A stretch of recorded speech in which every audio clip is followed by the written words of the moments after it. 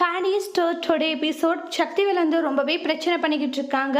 உடனே ராஜு ரொம்பவே பயந்து போகிறாங்க. ஒவ்வொருத்தராக வராங்க. ஏன்னா கோமதி எல்லாருக்குமே கால் பண்ணி வர சொல்லியிருப்பாங்க. குழந்தைக்குமே கால் பண்ணுறாங்க. அம்மா என்னம்மா பண்ணிகிட்ருக்க, எதுக்குமா அக்காக்கெல்லாம் கால் பண்ணுறேன்னு சொல்லிட்டு கதிர் சொல்கிறாங்க. டே எனக்கு என்ன பண்ணுறதுன்னு தெரியலடா, பதட்டத்தில். அம்மா அதெல்லாம் ஒன்றும் இல்லைம்மா, இதெல்லாம் ஒரு பிரச்சனையை சொல்லி இதுக்கு போய் எல்லாருக்கும் கால் பண்ணி கூப்பிட்டுக்கிட்டு இருக்க. இதெல்லாம் நான் பார்த்துக்கிறேன், நீ சைலண்ட்டாக இருமான்றாங்க. அவங்க என்ன பண்ணுறாங்க பண்ணிட்டு போட்டோம், வரட்டும்டா உன் அப்பா வரட்டும், அவங்ககிட்ட தான் எனக்கு பேச்சே இருக்குன்றாங்க. அப்ப பயங்கரமா கோவப்பட்ட கதிர் சண்டை போட்டுட்டு இருக்காங்க. தேவையில்லாத வேலை பார்த்துட்டு இருக்கீங்க நீங்க. யாரடா தேவையில்லாத வேலை பார்க்குறாங்க? நாங்க இல்லடா, நீ தானே தேவையில்லாத வேலையை பார்த்துட்டு இருக்கட்டு பயங்கரமா பிரச்சனை பண்ணிட்டு இருக்காங்க. அதுக்கப்புறமா பார்த்தீங்கன்னா மீனா வந்ததுமே உள்ள போயிட்டு ராஜு ஃபீல் பண்ணிட்டு நடந்துச்சு சொல்றாங்க. எனக்கு பயமா இருக்குக்கா ராஜி, நான் உன் கூட இருந்திருக்கணும், இல்லாத உன்னை விட்டு போன பார்த்தியா, அதான் நான் பண்ண தப்பு, இப்போ இவ்வளோ பெரிய பிரச்சனை ஆயிடுச்சு அப்படின்றாங்க. உடனே மயில இருந்துட்டு என்ன ஆச்சு உள்ள வந்து ரெண்டு பேரும் என்ன பேசிட்டு இருக்கீங்க, இல்லை என்ன நடந்ததுன்னு அக்கா கிட்ட சொல்லிட்டு இருக்க, கேட்டதுக்கு எதுவும் தெரியாதுன்ற மாதிரிலாம் கதிர் தம்பி சொல்லிச்சுன்றாங்க. அதுதான் என்கிட்டயே சொல்லிட்டு இருக்கான்னு மீனை சமாளிக்கிறாங்க. சரி மாமா வந்துட்டாங்களாட்டுக்கு இதுவா வெளியே போகலானுவாங்க. மயில என்ன நடக்குதுன்ற மாதிரி ரொம்பவே குழப்பத்தில் இருந்துட்டு இருக்காங்க.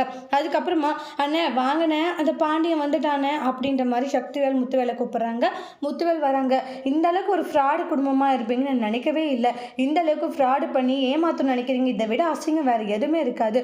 இங்கே பாருங்க, முதல்ல என்ன விஷயன்றதை தெளிவாக சொல்லிட்டு பேசுங்க. ஓ தெளிவாக வேறு சொல்லுமா அண்ணே, தெளிவாக சொல்லுமான அப்படின்றாங்க. இங்கே பாருங்கள், நீங்கள் பொண்ணுக்கு சேர்த்து வச்சு அந்த நகையை வச்சு நீங்கள் இது பண்ணணும்னு நினைக்கிறீங்களே, உங்களுக்கு அசிங்கமாக இல்லை, நகை கிடைச்சதாச்சும் ஒரு வார்த்தை சொன்னீங்களா அப்படின்னுவாங்க.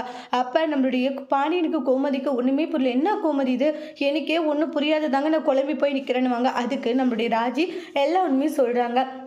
மாமாக்கும் கதிருக்கும் யாருக்கு இந்த விஷயம் தெரியாது. அந்த நகையை வந்து நான் தான் எடுத்துகிட்டு போய் பேங்க்கில் வச்சேன். எதுக்கு வச்சேன், கதிருக்கு உதவி பண்ணலான்னு சொல்லிட்டு தான்றாங்க. அப்போ அந்த நகையை வாங்கினது யாரு, நானும் கதிரும் சைன் போட்டு தான் வாங்கணும். அப்போ இன்னும் மற்ற நகையெல்லாம் உங்கள் வீட்டில் இருக்கா, இல்லை பாதி நகை தான் ரவுடி கிட்ட இருந்து கண்டுபிடிச்சி தந்தாங்க. கொடுத்துலான்னு நினச்சோம், அடுத்தடுத்து பிரச்சனை போகிறதுனால கொஞ்சம் பொறுமையாக கொடுக்கலான்னு நினச்சேன். அதான் புருஷனுக்கு உதவி செய்யலான்னு வச்சுட்டு இருந்தேன், அப்படியே பத்திரமா சேஃப்டியாக வச்சுட்டு இருந்தேன் என்னன்றாங்க. இங்கே பாருங்கள், நீங்கள் நினைக்கிற மாதிரி எதுவும் இல்லைன்ட்டு எவ்வளோ சொல்லி பார்க்குறாங்க. பின்ன நீ நினைக்கிற மாதிரியா அப்படின்ட்டு மாறி மாறி வாக்குவாதம் பண்ணிக்கிட்டு இருக்காங்க. அப்போ வந்து இங்கே பாருங்க, கதிர் மேலே எந்த ஒரு தப்பு இல்லை, கதிர் மேலே அபாண்டமாக பழி போடாதீங்கன்னுவாங்க. ராஜி என்னம்மா இவ்வளோ விஷயம் நடந்திருக்கு, ஒரு வாரத்தை கூட சொல்லலைன்னு பாண்டியனும் கோமதி சொல்கிறாங்க. அண்ணே என்னம்மா நடிக்கிறாங்க பார்த்தீங்களாண்ணே, ஆனால் இவங்களை நடிக்கிறதுல மிஞ்சிடுவாங்கண்ணே அப்படின்ற மாதிரி சொல்லுவாங்க. உடனே இங்கே பாருங்க, எங்களுக்கு தான் ஒன்றும் தெரியாதுன்னு சொல்கிறோம்ல, திரும்ப திரும்ப ஏன் அப்படி பேசிட்டு இருக்கீங்கன்னு கோமதி ஒரு பக்கம் சண்டை போட்டுக்கிட்டு இருக்காங்க.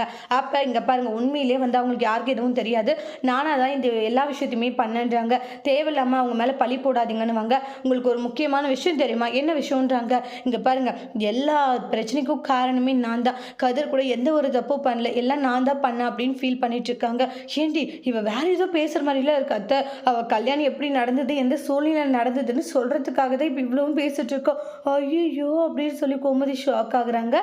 எல்லா விஷயமே சொல்லிட போறாங்களா நம்மளுடைய ராஜன்றதை அடுத்து வரக்கூடிய பிரமுல வெயிட் பண்ணி பார்க்கலாம். தேங்க்யூ.